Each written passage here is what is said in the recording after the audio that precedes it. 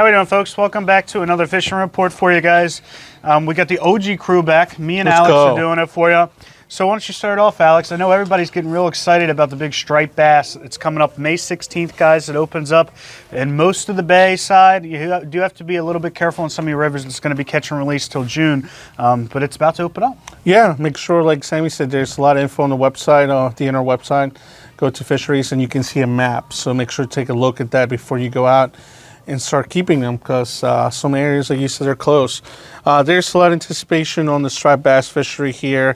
One good news, I guess, is the spot have shown up in okay numbers in this region. So for you guys live lining, that's amazing news. So you can go out there and catch them and live line them. Besides that, for you guys trying to catch spot to eat, I will say they're pretty small still. They're not like your pan size spot.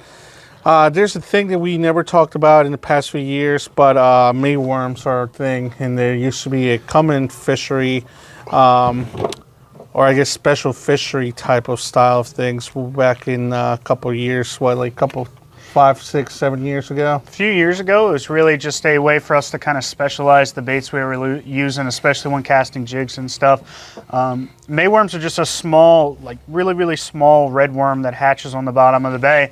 They could hatch, usually you see them in like 20 feet of water to 40 feet. They can go a little bit deeper, but usually the oxygen's too bad for them in deeper water.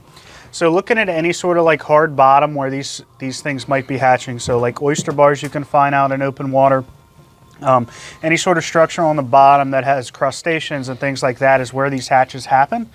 It can be a little bit challenging with some of these because they do kind of gorge themselves on these. We're talking about striped bass. Yeah. So we usually are using smaller jigs at this time of the year, 5-inch baits. Pinks and reds are really the most predominant colors. They tend to do really well for you. But trying to find some of that open water structure and say 20 to 30 feet when the season opens up is going to be your best bet. On the other hand, what can be good a lot of springs is topwater fishing. So in the mouths of your rivers, the shoreline areas like that can be really productive. Usually you don't see too much success up in the rivers. It's more either on the bay side or towards the mouths of those rivers where you have a lot of influx of bait. Topwater, especially in the morning, can be really, really good. Spooks, topwater poppers, things like that. Yeah, besides the mayworms and that prediction that we have for the first week of opening day for rockfish, I've also seen a lot of peanut bunker just fishing in a lot of these tributaries here. I'm talking about a lot. I know last year I think they said we had the record numbers for peanut bunker, which I think is going to translate to a good thing this year. Hopefully the fish are there. But besides that, let's talk about what's going on right now, what people are fishing for, and what's actually pretty hot to get into right now. One of them being is shad fishing is pretty much at, I will say, past its peak. Most of these rivers are going to have shad, whether it's hickory or American shad, and they're pretty much everywhere where, I guess the headwaters of most of these rivers, the Patuxent, Patapsco, Potomac, I think everything on the eastern shore will have them. And two great lures to use to target them are going to be these bussin' baits on a small jig head, or the classic golden spoons are going to be awesome for that.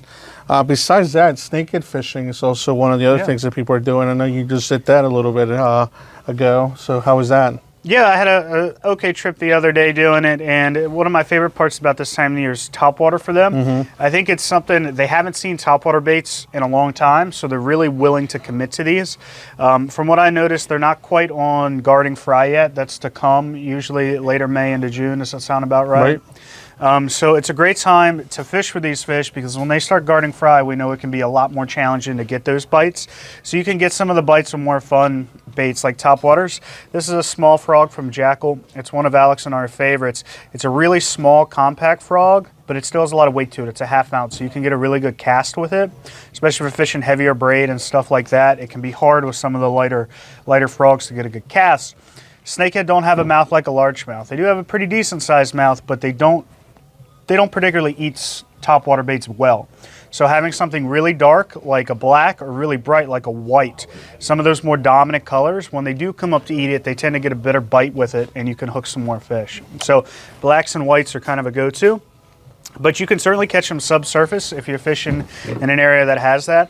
So a cool thing about fishing like Blackwater, where everybody likes to go this time of the year and really all year, is not all the vegetation has grown up yet. So you can really have some good time with subsurface baits. My favorite is these little gamblers. That's a 3 3/4 inch gambler, a little easy. They make it in a couple different sizes. I usually prefer the small size because I think a big fish will eat it, but also the smaller snakehead are really aggressive with it. So I like the smaller size. And Alex, I know you got one of your favorites here. This is more of, I guess, when things get tough, a little finesse bait is a weedless curly tail meps. I know everybody kind of hits their last resort kind of bait, whether it's a snakehead bass or a perch, anything will hit that.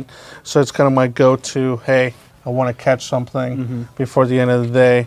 Put that on, and it's great for other things. But for snakehead and bass, it works right down there in the Blackwater area. Yeah. Other than that, I mean, I think the perch is what most people have been asking about. People are asking about the perch. It's still a little bit early, guys, but if you're fishing in the upper portions of your rivers like the Severn and the Magathie, you can still get into them. They're not as aggressive as they're going to be. They're not as many numbers as they're going to be, but if you do want to go out and fish for them, you can get a couple of bites. I know I was out earlier last weekend, and I did see a couple of perch caught on the Magathie out in the open part, which is good to see. As we progress further in towards the middle and late May, that's really when it's going to become effective. Just a little perch hounder. It's pretty hard to beat. This is a newer color we have. We've had it before, but we got it back in. That's a great one. When it's bright and sunny out, I like to use the brighter colors like your yellows and your chartreuses and your pinks and oranges. When it's overcast, I prefer more natural like your whites, silvers, and golds.